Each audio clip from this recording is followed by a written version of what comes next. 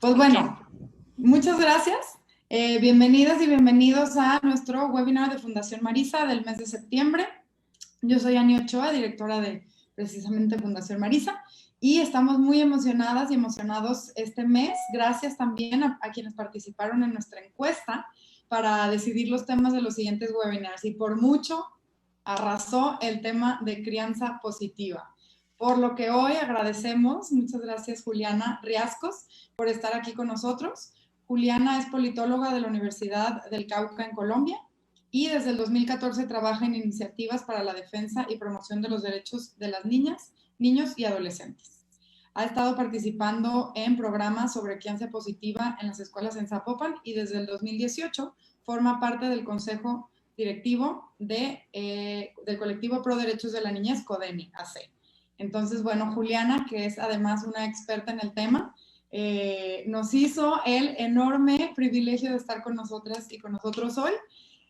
Pues bienvenida, Juliana, ¿qué nos cuentas sobre este tema? Nada más recordándoles que estamos en vivo en Facebook y vamos a tener una sesión de 30 minutos y después tendremos 15 minutos para preguntas que podrán hacer directamente en Facebook y yo las estaré moderando. Ok.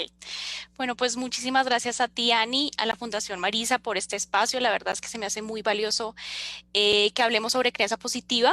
Ya ves que el tema en los últimos años ha empezado a crecer exponencialmente y a llamar mucho la atención de padres y madres, que muchas veces nos encontramos ante una variedad de información, un montón de situaciones difíciles a veces de manejar o de solucionar en la crianza diaria, porque la crianza es en primer momento es agotadora, es cansada. Y lo digo porque todos los días requiere de enormes habilidades de los padres, de las madres, de la comunidad y de la sociedad para educar a un niño. Educar a un niño es algo fundamental porque es lo que nosotros, es la semillita que estamos sembrando nosotros como ciudadanos, como seres humanos para los próximos años, ¿no? Para un futuro. Eh, la creencia positiva es un movimiento, es un cambio de paradigma y es un cambio de paradigma porque nos invita a reflexionar y a cambiar ciertos preceptos con los que hemos siempre educado o con los que nos educaron a nosotros, ¿no? A las antiguas generaciones. Y nos invita a empezar a reflexionar sobre nuestra misma crianza, a resignificar nuestra historia de vida y a empezar a tener un trato más digno y respetuoso con los niños y niñas. La crianza positiva, la crianza respetuosa, la parentalidad positiva, la crianza consciente, hacen parte como de los mismos preceptos, ¿no? Y tienen varios ejes fundamentales, a pesar de que muchas veces pues por toda la información a la que asistimos nos confundimos sobre cómo educar día a día a nuestros hijos, se basa en ciertos fundamentales. Uno es el respeto, ¿no? El respeto siempre debe ser la base primaria de nuestras relaciones con los niños y con las niñas. Otro es el cero violencia, ¿no? Cero métodos de crianza antiguos o tradicionales y empezar a trabajar métodos de crianza mucho más pacíficos, respetuosos, dignos, saludables, consistentes, en donde nosotros seamos no la autoridad, sino la guía, ¿no? Para nuestros hijos. Y también el establecimiento de normas y límites claros con niños y niñas. La crianza positiva yo diría que es muy valiosa, no solo para los padres y las madres, sino para todos, ¿no? Para toda la sociedad. Y es valiosa para toda la sociedad porque es el germen o la base para construir relaciones más pacíficas y de cero violencia. Si nosotros como sociedad vemos todo el tiempo violencia, guerras, es porque parte de esa violencia, parte de esas noticias feas, desgarradoras, parten por nuestros antiguos métodos de crianza, ¿no? Nuestros antiguos métodos de crianza y nuestra presencia con los que alguna vez fuimos o fueron niños y niñas, ¿no? Y que ahora se están enfrentando a la adultez con pocas herramientas o pocas habilidades sociales. Vamos a un escenario más complejo. Y me voy a remitir a los ejes fundamentales de la crianza positiva. Para ejercer crianza positiva o crianza respetuosa, es muy importante que nosotros seamos conscientes de que implica mucha paciencia. Implica mucha paciencia para no reaccionar, ¿no? Para ser personas conectadas emocionalmente con nuestros hijos y personas que validen sus emociones. Y eso suena muy bonito en la práctica, en la teoría, pero en la práctica suele ser un poco más de más tejido fino, ¿no? Porque implica que para que nosotros empecemos a enseñar a los niños y a las niñas a vivir en sociedad, a transmitir ciertos valores, tenemos que enseñárselos de la manera adecuada emocionalmente, ¿no? Y de la manera adecuada emocionalmente es enseñándoles a regularse emocionalmente, ¿no? Y no enseñamos regulación emocional a los niños y a las niñas, si no lo hacemos desde nosotros mismos, ¿no? Como yo regulo y me regulo ante ciertas situaciones de estrés, ante ciertas situaciones desafiantes, ante ciertas situaciones que rompen mi paciencia, ¿no? Actualmente, con la pandemia, esto se vuelve un boom, ¿no? Nos exige todavía más, porque ante la pandemia estamos constantemente encerrados, se agravan o nos exigen mayores habilidades o competencias de diálogo, de negociación entre la familia, entre la pareja, entre los niños y las niñas. Los niños y las niñas no entienden o se comportan de una manera diferente ante la dificultad de tener relaciones con sus amigos, de salir al parque, todas esas cuestiones se vienen a agravar un poco en la pandemia y es ahí cuando requerimos todavía aún más de paciencia y esfuerzo para el trabajo cotidiano que es la crianza positiva. ¿Qué es la crianza positiva? La crianza positiva tiene ejes fundamentales. Una es el conocimiento de nuestros hijos, el diálogo, la protección, ¿no? Conocer a nuestros hijos implica saber cómo son, qué les gusta, qué quieren, qué necesitan, qué les da miedo, cómo se sintieron hoy, eh, cómo les fue en su clase, cuál es su mejor amigo, todas esas cuestiones que a veces los papás nos preguntan algo sobre nuestros hijos, cómo es la personalidad de tu hijo y nosotros a veces nos quedamos como ¿no? O sea, como a veces nos cuesta identificar y conocer a nuestros hijos. Para poder acompañar en la educación a un hijo y en la crianza, es importante conocerlos, observarlos, dialogar con ellos, crear momentos de reflexión, de conexión emocional. Hay una frase que me gusta mucho que dice lo siguiente, que es de Aleta Soler, y dice, la mayoría de los problemas conductuales no es por falta de corrección, sino por falta de conexión, ¿no? Aquel niño que es más rebelde, que es más inquieto, que nos exige más atención, que es desafiante, que es autoritario, o que muchas veces lo llaman como problemático, es un niño que le ha faltado conexión, ¿no? Presencia parental, atención de sus padres, explicación sobre lo que sucede o acontece en su familia. Muchas veces los niños que tienen muchos problemas conductuales, entre comillas, son niños que han vivido procesos de estrés muy fuertes, situaciones muy estresantes para ellos y no han tenido una figura o un cuidador presente que les explique y que les diga, aquí estoy contigo, cómo te sientes, qué necesitas, ¿no? ¿Cómo te puedo ayudar? O una persona que brinde soporte y protección, que en teoría somos los padres quienes brindamos eso, ¿no? La la crianza positiva es importante porque brinda seguridad y estabilidad emocional. Para poder ejercer la crianza positiva, nosotros tenemos que organizar la experiencia de los niños. ¿Y qué me refiero con organizar la experiencia de los niños?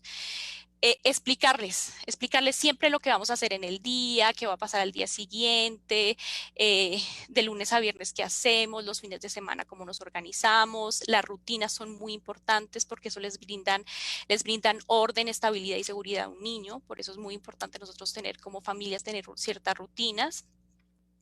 Y organización de la experiencia también es hablarles y explicarles cuando hay un acontecimiento o una situación traumática que estamos viviendo, ¿no? Explicarlo y adaptado todo a su edad, ¿no? Es importante el tema de la edad o de la etapa de desarrollo que están viviendo los niños. Por ejemplo, un cambio de vivienda, un traslado de una ciudad, la pérdida del empleo de algún miembro de la familia, alguna situación económica difícil que estemos viviendo. ¿Qué otra cosa es importante explicarles? Por ejemplo, alguna separación familiar, separación de los padres, todo eso son elementos o experiencias que muchas veces es inevitable que las vivamos, o sea, que suceden porque suceden, ¿no? Pero es importante que nosotros organicemos la experiencia de nuestros hijos explicándoles las cosas que estamos viviendo y cómo las estamos viviendo y por qué las estamos viviendo. Trasladándolo un poco al contexto de la pandemia, es explicarle de acuerdo a su nivel de entendimiento y etapa de desarrollo es qué está pasando en estos momentos, ¿no?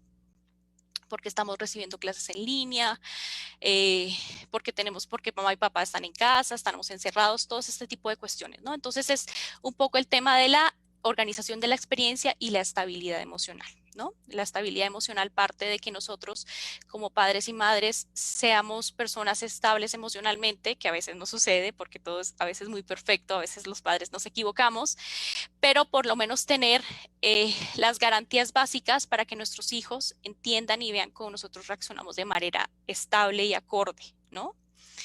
Si nosotros estamos viviendo alguna situación específica grave o crítica, nosotros poder establecer un marco o un espacio estable emocionalmente que nuestros hijos no los desequilibre, ¿no? Ese es otro punto importante de la parentalidad positiva, de la crianza positiva. Y otro muy importante es el vínculo afectivo. Todos tenemos un vínculo importante, un lazo súper importante con nuestros padres, nuestras madres o con nuestros hijos.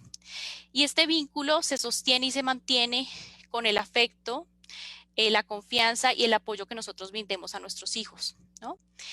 Hay diferentes tipos de vínculo, no me quiero meter mucho con este tema porque es a veces un poco complejo de explicar, pero la calidad de la relación que tengamos con nuestros hijos van a definir la personalidad de nuestro hijo, su autoestima, su seguridad y su capacidad de relacionarse con los demás, ¿no? Y el tipo de vínculo que establezcamos con nuestros hijos va a ser determinante también a la hora de cómo más adelante mi hijo, cuando sea adulto, cuando sea adolescente, va a resolver sus problemas, va a relacionarse con los demás, el tipo de pareja que va a tener. Todo eso va a ser determinante, ¿no? Entonces, por eso es muy importante que cuando nosotros establezcamos normas y límites, cuidemos ese vínculo, ¿no? Cuando nosotros queramos enseñarle algo a nuestros hijos, cuidemos mucho ese vínculo afectivo que nos une con él, ¿no? Y por eso es que nosotros en la crianza o quienes defendemos la crianza positiva o la crianza respetuosa, decimos cuidado con todo el tema que tenga que ver, que amenace ese vínculo que sostiene esa relación. Cuidado con todo lo que tiene que ver con amenazas, cuidado todo lo que tiene que ver con infundir miedo a nuestros hijos, con utilizar medios violentos con nuestros hijos, porque eso viene a romper y a fragmentar nuestra relación con nuestros hijos, ¿no? Otro punto muy importante es todo lo que tiene que ver con las normas y los límites. Muchas veces se suele creer que quienes defienden o promueven la crianza respetuosa, la crianza positiva, pues son muy permisivos y no es así, no lo es así. La crianza respetuosa, al contrario, dice que las normas y los límites son muy importantes y son muy importantes porque proveen mucha seguridad y brindan mucha seguridad y mucha previsibilidad o predictibilidad al niño o a la niña sobre lo que va a pasar. Y ahí es cuando se empieza a poner un poco fino el asunto, porque los adultos a veces tendemos a poner demasiadas normas, ¿no? Y queremos todo el tiempo, toda nuestra relación con los niños y con las niñas se traduce en normas y normas y límites y límites. Eso es un extremo.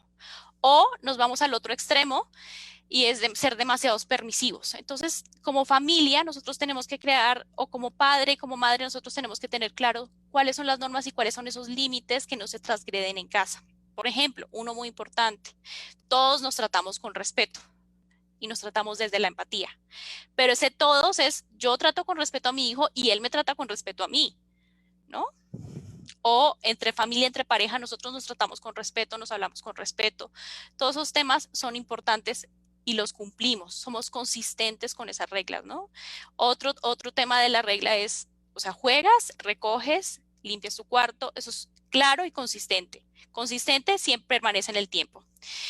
Y claro, es adaptado también a su edad, ¿no? Hay reglas y normas que no se le pueden establecer a un niño de 3 años o a un niño de 5 años, pero sí hay normas mucho más amplias, mucho más, eh,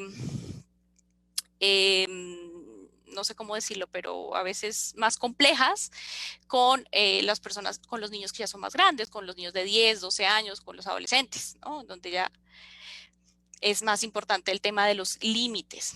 Muy importante también en esta parte de las normas y los límites es que siempre tiene que haber una explicación coherente, ¿no? Adaptada a su edad, porque a veces nosotros los adultos ponemos normas y límites, pero los niños ni las entienden, ¿no? Ni saben para qué son o qué les brindan esas normas. Obviamente muchas cosas no es necesario estarlas explicando todo el tiempo, pero siempre ser claro con ellos sobre las normas y los límites, ¿no?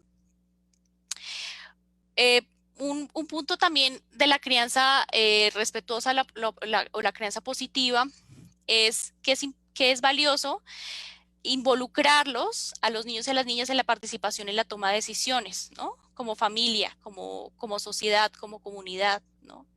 Si nosotros en la familia siempre como adultos, por ejemplo, a veces tomamos una decisión que tiene que ver con el viaje familiar, ¿no? ¿A dónde nos vamos a ir? Y tenemos dos opciones. Una es irnos a un bosque o irnos a la playa. Es, bueno, involucrarlos en la toma de decisiones o cuando tienes la posibilidad de escucharlos, es explicarles lo que vamos a hacer, qué les gustaría a ellos más, y muchas veces no tienes la posibilidad de tomar la decisión o tomarlos efectivamente para tú tomar la decisión. Por ejemplo, el asunto cuando tú, en el presupuesto familiar viene la compra de una casa, ¿no? En la compra de una casa, cuando vas a comprar una casa, muchas veces se afecta el presupuesto para lo que tiene que ver con viajes, salidas, vacaciones, y eso no se les comunica a los niños y a las niñas y están totalmente perdidos. No se les involucró en la decisión en la medida en que no se les informó de la decisión que iban a tomar los papás y se ven a veces desorientados.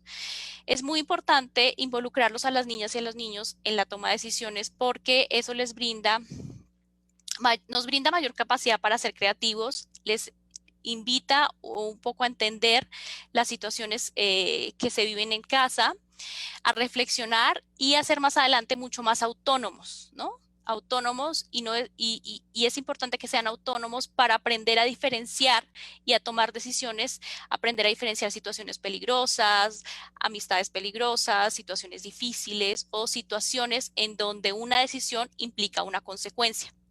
Entonces, cada vez que tomamos decisiones como familia, escucharlos, invitarles, informarles y aprender a tomarlos en cuenta hacia, por ejemplo, el fin de semana, a dónde vamos a salir, a dónde queremos ir, escucharlos, invitarlos a tomar en esas decisiones que tomamos y en las que es importante o es valioso.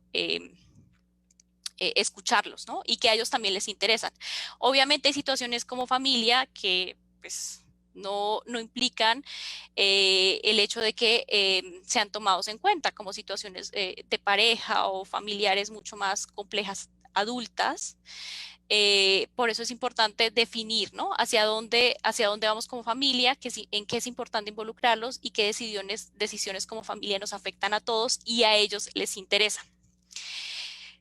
Un tema que surge de aquí de la participación o de la importancia de involucrar a los niños y las niñas en las tomas de decisiones es en la formación de seres autónomos. Lo digo porque cuando llegamos a los 18 años, nos dicen, bueno, ¿qué quieres estudiar? ¿No? Y ahí es el tema cuando empezamos a tomar ya decisiones en serio fundamentales para nuestra vida. Y nosotros venimos de un proceso de 18 años en donde no nos escucharon, ¿o no? O no nos escucharon o no nos involucraron en la toma de decisiones familiar. Entonces, a la hora que nosotros empezamos a tomar decisiones ya como adultos, qué quiero estudiar, qué me gusta, qué no me gusta, qué tipo de pareja debo elegir, todas esas cuestiones no sabemos hacerlas. No sabemos hacerlas y nos equivocamos, ¿no? Como parte de un proceso en donde en la familia, en la comunidad, en la escuela, no fuimos lo suficientemente involucrados ni tomados en cuenta para la toma de decisiones. Y eso es un punto de la crianza positiva o de la crianza respetuosa que suele crear como muchas ampollas, ¿no? Muchas ampollas o muchas dificultades para los adultos porque a veces nos cuesta y nos cuesta este tema de escucharlos y de saber qué sienten, qué piensan. Y pasamos a uno de los últimos puntos de la crianza positiva y es el tema de las sanciones, ¿no? El tema de cómo corrijo o cómo le explico a mi hijo que algo que hizo está mal, ¿no? O que, eh, o que se portó mal o que no está haciendo las cosas bien, en fin, ¿no? Y ese es un tema valioso porque muchas veces se entiende que sancionar o corregir a los niños implica que lo hagamos así, rápido, como salga y como se nos ocurra o como nos enseñaron como nos enseñaron que debía de ser, ¿no?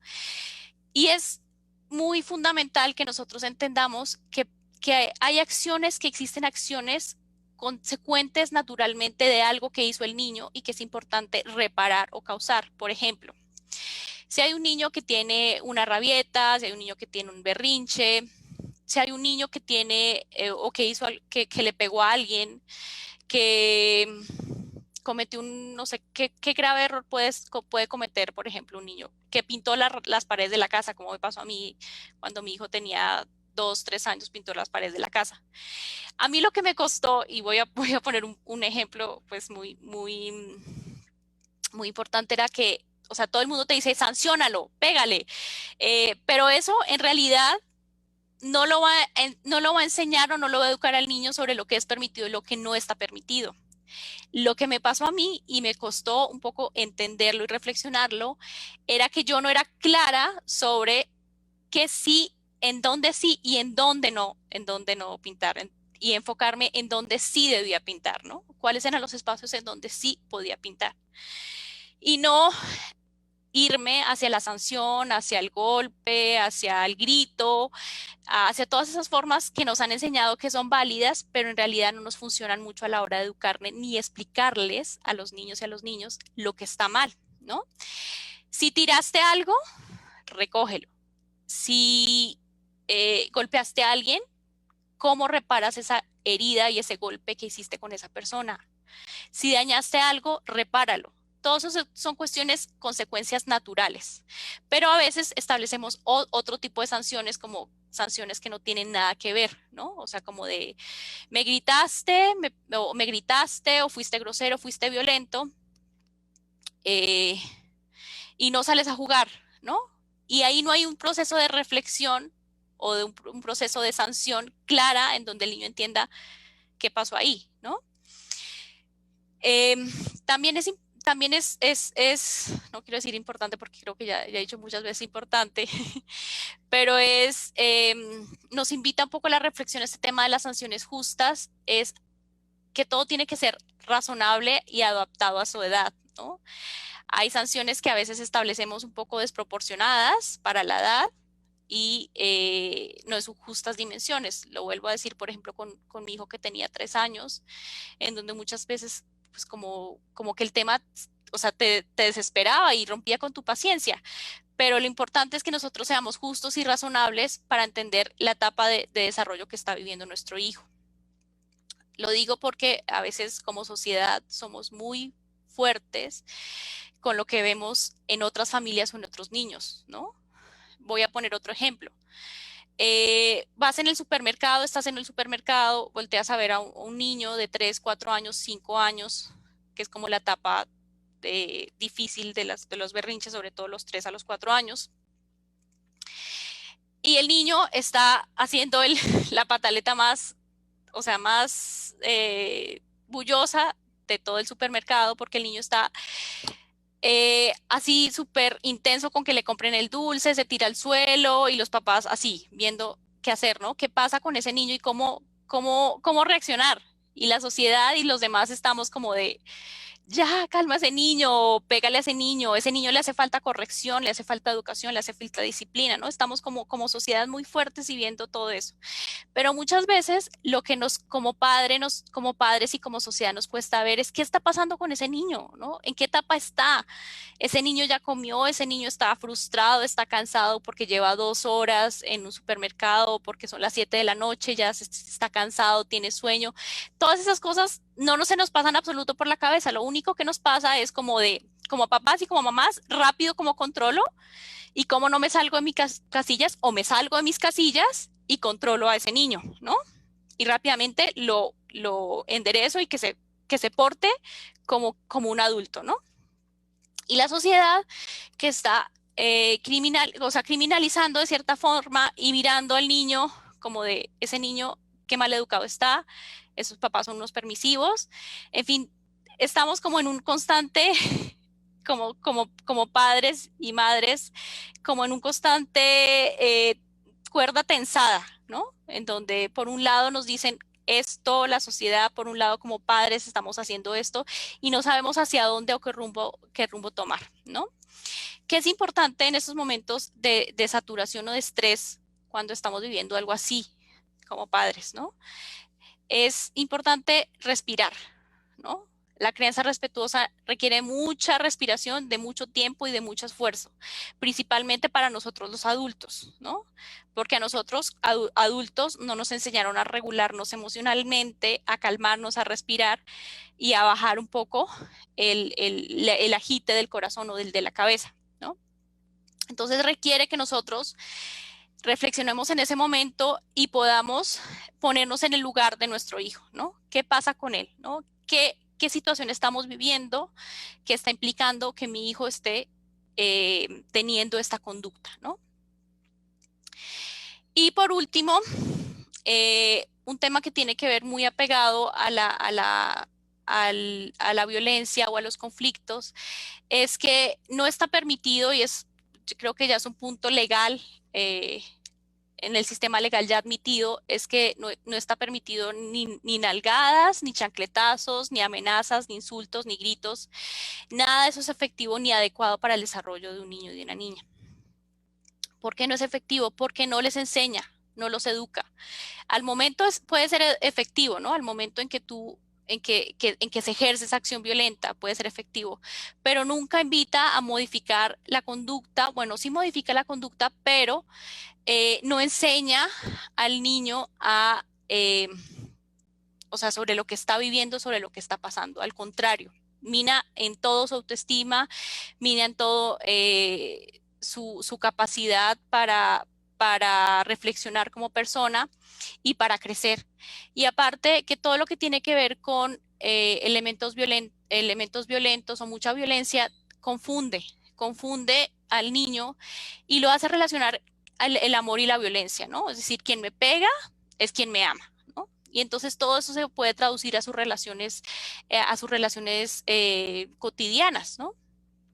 Si yo fui una niña que fui maltratada, golpeada, todo eso lo voy a traducir a mis relaciones cotidianas y muchas veces o puedo estar con personas que ejercen violencia conmigo. ¿Se perdió la señal? Sí, un momentito.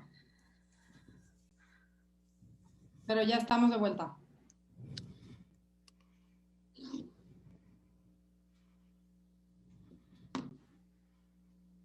Estamos listos.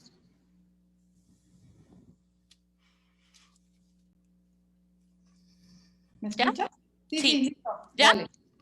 Ah, bueno, no sé en dónde me quedé, que se perdió. Porque ya creo que ya se me está acabando el tiempo. Pero bueno, ya para cerrar, es que la violencia no enseña, ¿no? La violencia cambia en el momento, pero la violencia tiene consecuencias inmediatas y futuras con nuestros hijos. Y los confunde y hace que la espiral de violencia continúe, ¿no? Porque en el momento en que si fui una niña violentada, yo sea fuerte o que suele suceder más con el género masculino, es que cuando yo sea fuerte, cuando yo tenga más poder, pues yo voy a ejercer ese mismo tipo de violencia. Los golpes no enseñan. Los golpes lo único que enseñan enseñan a a yo golpear a otras personas, ¿no? Hacerlo más adelante con otras personas. Es un poco lo que quiero transmitir. Y la violencia es inmediata, es fuerte, pero nos aleja un poco del establecimiento de límites y normas de maneras consensuadas y a través del diálogo, que es lo más importante, ¿no? Para ser y criar personas autónomas, lo que los hace ser autónomos es el diálogo y la reflexión permanente que hagamos con nuestros hijos, el tiempo que permanezcamos con ellos, los tiempos que estemos presentes, que acompañemos, que guiemos, que fortalezcamos, que reflexionemos, los tiempos en donde nosotros hablemos con nuestros hijos, les expresemos de todas las formas posibles que son importantes para nosotros, que los queremos, que los amamos. Eso es muy, muy, muy valioso. No olvidar que para que nuestros hijos sean personas seguras, autónomas, fuertes, el amor debe ser una necesidad primaria y fundamental que debemos establecer con nuestros hijos, ¿no? ¿Cuántas veces tú como padre, como madre, le expresas a tu hijo que lo quieres, que lo amas, que es importante para ti? ¿Cuántos abrazos, cuántos halagos, cuántas sonrisas tienes con tus hijos? ¿Cuánto contacto físico tienes con ellos? ¿Cuántas veces le expresas eso a tus hijos? Muchas veces los padres, a veces les preguntamos eso y o sea, ¿cómo es tu relación con tus hijos? ¿Cómo les expresas amor? Y la gente dice que le expreso amor, o sea, dándole comida, dándole techo, llevándolo a la escuela, comprándole todas las cosas que quiere, pero a veces no nos detenemos a ver eso que es muy valioso y que a veces no nos damos el tiempo para verlo y para darlo a nuestros hijos. Todos los niños y las niñas en todas sus etapas de desarrollo necesitan demostraciones de afecto. Y creo que eso es no, antes de terminar, un punto para finalizar es que para tener habilidades de crianza positiva, los padres, nosotros tenemos, o los padres o todos los cuidadores, todas las personas que están en contacto, que cuidan niños y niñas, tienen que saber que es muy importante el autocuidado. El autocuidado, ¿por qué? Porque si para criar niños y niños que estén bien, que estén sanos, que estén fuertes emocionalmente, nosotros tenemos que tener y ejercer el autocuidado, ¿no? Con autocuidado me refiero a nosotros cuáles son nuestras redes de apoyo, cómo construimos redes de apoyo, quiénes son nuestros espacios de diálogo, de esparcimiento, de desarrollo, de crecimiento personal que tenemos como padres y madres, ¿no? Y es importante también mencionar que si tienes dudas, si tienes inquietudes respecto a cómo criar o cómo acompañar cierto proceso de desarrollo con tu hijo, acude a los expertos, ¿no? No acudas a lo que dice el vecino, no, acudas a los expertos, pediatras, psicólogos, pedagogos, todas esas personas que pueden brindarte mayor y que tienen la experticia para hacerlo, ¿no? Eso ya. Muchas gracias. Esos son mis puntos finales. Excelente, Juliana. Pues bueno, muchísimas gracias por platicarnos todo esto, la importancia del respeto y la no violencia en este concepto de crianza positiva que nos beneficia a todas y todos. Tenemos un par de preguntas, pero ahorita abro el espacio por si tienen preguntas quienes nos están viendo a través de Facebook, mientras te planteo las primeras dos. La primera es, ¿cómo podemos romper con este trauma transgeneracional si yo como padre y como madre o como madre fui criada en la violencia y alejada del amor? ¿Cómo puedo aprender a hacerlo de forma distinta? Creo que lo más importante es que tú reconozcas qué necesitas. O sea, nosotros somos los únicos que podemos a veces respondernos eso, ¿no? ¿Qué necesito yo en este momento para romper con esa situación? Uno de los puntos más importantes es la psicoterapia, ¿no? O sea, es todos los padres que vamos, yo digo, todos los padres que vamos a ser padres la primera vez, tenemos que iniciar un proceso de psicoterapia, ¿no? Básico, para poder romper, ¿no? Con tal vez una historia no sanada o elementos inconscientes de nuestra crianza que no reconocemos. O hay momentos específicos en nuestra crianza, en nuestra relación cotidiana que nos exigen, ¿no? Que nos exigen, que nos retan. Ese tipo de elementos que muchas veces o nos hacen ser violentos o nos llevan hacia la tristeza o se nos llevan hacia el coraje, es importante rescatarlos porque eso puede estar vinculado con nuestra propia historia de crianza, ¿no? Vincularlos con una psicoterapia para poder sanar, ¿no? En la medida en que tú te sanas y provees todo eso que requieres para tu crecimiento personal y espiritual, sanas la relación con tu hijo. Entonces, primer paso, la psicoterapia. Los libros, hay muchos libros de psicología, de crianza que pueden aportarte en ese sentido. Y hay muchos expertos que están sacando pues ahora muchos temas de inquietudes para los padres, ¿no? Sobre la relación con nuestros hijos. Pero lo más importante, la psicoterapia. Excelente, muchas gracias. La siguiente que tenemos dice, lo cierto es que compartimos la crianza con otras instituciones de socialización, otras familias, la escuela, etcétera. ¿Qué acciones podemos tomar para que nuestras prácticas sean las que predominen y los estímulos externos no afecten a la crianza positiva? Creo que primero es tú, convencerte y reflexionar hacia tus propias dudas, ¿no? Porque muchas veces los estímulos nos influyen, la sociedad nos influye, pero nos influye en la medida en que nosotros todavía tengamos dudas, ¿no? O no estamos suficientemente conscientes o no creamos lo que estamos aplicando. Entonces, lo más importante es convencerte, conocer, investiga todo lo que más puedas y aprende, porque ese es, el tema de los estímulos externos es un tema también que tiene que ver con la escucha activa, ¿no? Con la escucha activa, con el diálogo, con la negociación, con cómo yo le transmito a la otra persona que, pues, o sea, que yo estoy en una situación específica de crianza con mi hijo y que la verdad es que ahorita estamos viviendo pues una situación que nos exige trabajar nuevas formas no violentas con nuestros hijos, o sea, escuchar al otro, pero también definir una posición en donde tú lo manifiestas de manera clara y lo manifiestas de manera natural y respetuosa, ¿no? Con la otra persona o con los demás. Excelente, muchas gracias. Tenemos una pregunta más antes de terminar que dice, ¿a partir de qué edad podemos incluir e involucrar a las niñas y los niños en la toma de decisiones en el hogar? Pues yo digo que en cuanto a ahí, o sea, es que depende, bueno, más o menos como desde los 5 años, 4 años, los niños ya empiezan a ser mucho más conscientes de ciertas cosas. Pero todo depende también, hay muchos niños yo digo que nos retan constantemente o que nos asombran o que muchas veces tienen una capacidad de expresión o de entendimiento que a veces los adultos no sabemos leer o no estamos como preparados para eso. Pero desde que el lenguaje y la comunicación es clara con ellos, puedes empezar a involucrarlos en la toma de decisiones, o no en la toma exclusiva de decisiones, pero sí en el explicarle y hacerlo consciente de las decisiones que estamos tomando como familia, ¿no? Hay ejemplos como muy claros, a veces niños que a los 4, 5 años, o a los 4 años se resiste mucho al tema del uso del cinturón, ¿no? En el carro, eso es algo que ya debemos, por ejemplo, nosotros tenerlo claro y explicarlos con ellos.